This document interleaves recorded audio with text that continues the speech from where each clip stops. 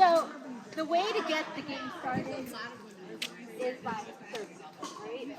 And so typically, it's the team that's by the wall that starts first. And it's always the person on this side of the court who serves first. So Deb, that would be you. You stand back. And both people on the serving side should be behind the baseline when serving. And on your side, right? So the serve always goes cross court. So Amy, you move back.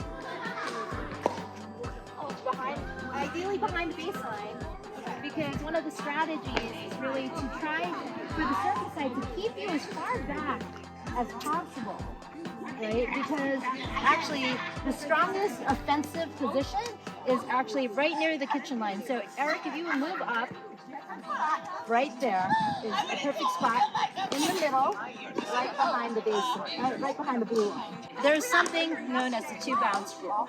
So Deb is going to serve it over. It actually has to wind up behind the blue line. It cannot hit the blue line. If it hits the blue line, that's considered out.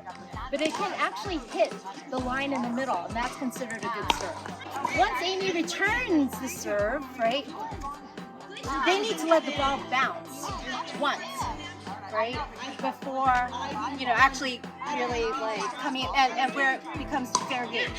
So that's why Ricky and Deb are both behind the baseline, because they need to make sure that the ball bounces once. So there's oftentimes really no point for Ricky to be up here because he's got to let the ball bounce. And it's easier to run forward for a ball versus running back, which is also very dangerous, right?